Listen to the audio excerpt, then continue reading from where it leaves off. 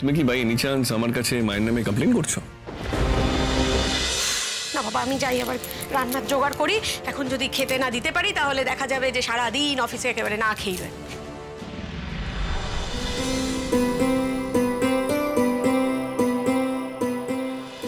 ঠাম্মি, আমি আসি। আয় দুর্গা দুর্গা, সাবধানে যাস।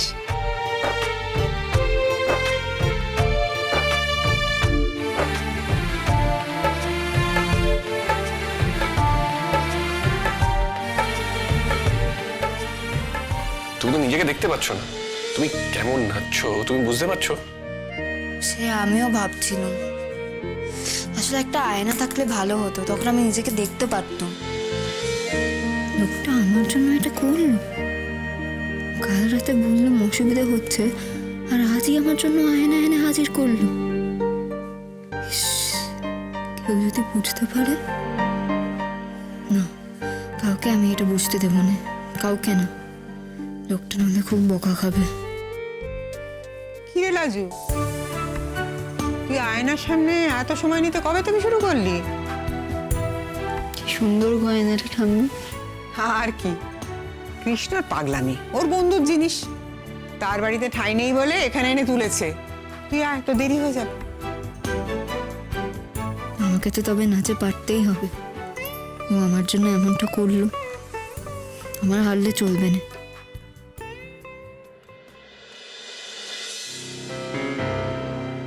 অনুভব, তোমার টিফিন।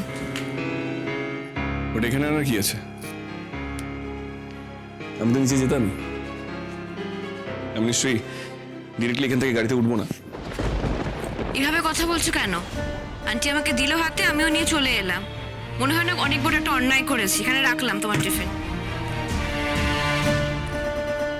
আমি আজকে একটু বেরোবো। তো বেরো, আমাকে বলার কি আছে? আই হোপ তুমি এক্সপেক্ট করছো না যে আমি ছুটি নিয়ে আজকে তোমাকে নিয়ে বেরোবো। হ্যাঁ, তোমার আমাকে দরকার নেই, তুমি নিজেই ম্যানেজ করে নিতে পারো। রাইট। আনফর্চুনেটলি আমি লাজুর তুলনায় অনেকটা বেশি স্বাবলম্বী, আর এটাও আমি এক্সপেক্ট করি না তুমি আমার জন্য অফিস ছুটি নেবে। তাহলে জানানোর কি মানে? নাকি লাজুর তুলনাটা টানবে বলে কথাটা বললে? বারে, তোমাকে জানাবো না?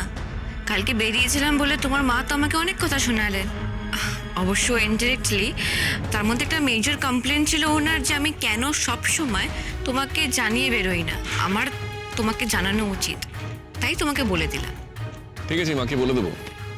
তোমার কাছে এইসব নিয়ে কোনো এক্সপেকটেশন রাখার দরকার নেই, আর আমাকে কিছু বলার দরকার নেই। তোমার যখন ইচ্ছে যেখানে খুশি তুমি যেতে পারো। প্লিজ প্লিজ, কাউকে কিচ্ছু জানানোর দরকার নেই। তুমি তো মাকে গিয়ে বলো না যে আমি এটা নিয়ে আবার তোমাকে বলেছি। এসব শুনলে আবার বাড়িতে অন্যরকম অশান্তি হবে, আর বিষয়টা বিরক্তিকর হয়ে যাবে। তুমি কি বাই এনি চান্স আমার কাছে মায়ের নামে কমপ্লেন করছো? ইন দ্যাট কেস আমার কিন্তু মনে হয় মনলতা, আমার কিছু করার নেই। তুমি মাকে কিছু ডিরেক্টলি বলতে দেবে না, আবার আমাকে বলছো যে মা তোমাকে বেরোনো নিয়ে কিছু একটা বলেছে। সরি মনলতা, আমি না ঠিক এই সাংসারিক এই বিষয়গুলো না বুঝি না। এই যে তুমি বেরোবে, এই কথাটা যে তুমি আমাকে বললে, এটা কি তুমি মাকে কনভে করার জন্য তুমি আমাকে বললে? এই মেসেজটা তুমি সরাসরি মাকে গিয়ে বলতে পারো, অন্য কারোর মাধ্যমে বলার দরকার নেই। আর আমাকে কিছু বলো না, আমার ডেফিনেটলি মনে থাকবে না। তুমি ডিরেক্টলি মাকে গিয়ে বলতে পারো। না না অনুভব, এত এক্সপ্লেনেশন দেওয়ার কোনো দরকার নেই। তুমি আমার হয়ে কাউকে কিছু বলবে সে এক্সপেকটেশন আমার নেই। আমার কথা তোমার মনে থাকবে সে আশাও করি না। জাস্ট এইটুকুই বললাম যে তোমার মায়ের এই আচরণটা আমার অস্বস্তিকর লেগেছে, আর কিছু না। বুঝলাম। অনুভব,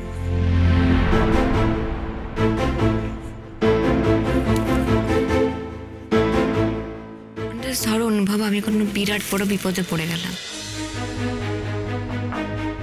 সে যেভাবেই হোক একটা বিরাট বড় বিপদে পড়লাম, আর তোমাকে জানালাম আমি বিপদে পড়েছি জেনে তুমি কি করবে?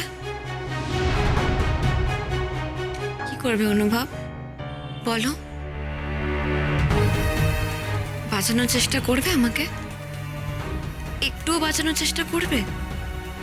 নাকি তখনও তোমার এরকম আমার প্রতি তাচ্ছিল্য, ইনডিফারেন্স, এরকম উদাসীনতা, এরকমই অবজ্ঞা, এরকমই সাইলেন্ট ট্রিটমেন্ট দেওয়া এটাই বজায় রাখবে? চুপ করে অপেক্ষা করবে আমার একেবারে শেষ হয়ে যাওয়ার জন্য? না, এরকম কাল্পনিক পরিস্থিতিতে আমি নিজেকে ফেলতে পারছি না। তুমি যখন সিচুয়েশনটা কল্পনা করেছো তখন আমার রিয়াকশনটা তুমিই কল্পনা করে নাও। যা খুশি ভাব, যা খুশি। Bye, have a good day.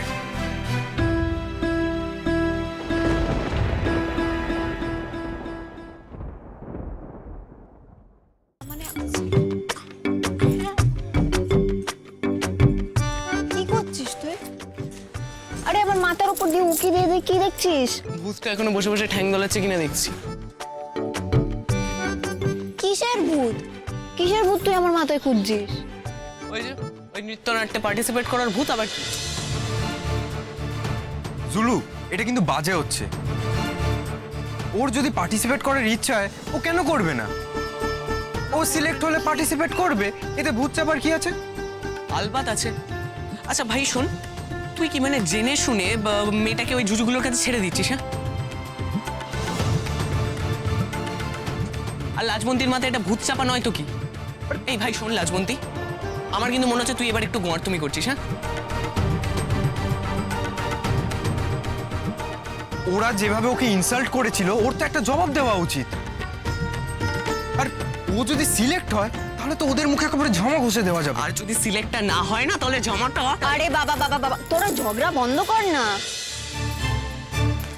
আর শোন, আমি কিন্তু গোয়ারি, আর ওই ভূতটা আমার মাথা ছেড়ে কোথাও যায়নি, বরং আমার ভেতরে ঢুকে গেছে।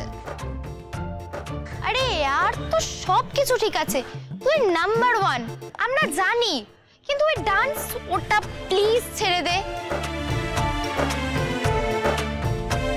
তুই তো আপসেট হচ্ছিস কেন সিলেক্ট হসনি বলে? একজনকে সবকিছু কেন পারতে হবে? তুই পড়াশোনায় ভালো, ওটাতে কনসেন্ট্রেট কর না। আমার কি মনে হচ্ছে বলতো, লাজবন্তীকে ওই সেই দশভুজা সিনড্রোম হয় না, ওই দশভুজা সিনড্রোমেও আক্রান্ত। মানে ওকে এখন সব পারতে হবে, ওকে সংসার করতে হবে, ওকে পড়াশোনা করতে হবে, ওকে নাচতে হবে, এরকম একটা ব্যাপার। দেখ না, সব কিছুকে তো ওই একটা মেয়েরা সব পারে মার্কা স্লোগান বানানোর কোনো প্রয়োজন নেই, তাই না? যেটা পারিস সেটা পার, যেটা পারিস না সেটা পারিস না। না রে, সেই জন্য না, আমাকে যেমন করে হোক পারতে হবে। বোঝা এবারে কেউ? আরে বুঝিয়ে কোনো লাভ নেই, তুই নাচবি, এটাই ফাইনাল, তাই তো? ফিলিংয়ে তো নাচবই, তবে দেখা যাক সিলেক্ট হই কিনা।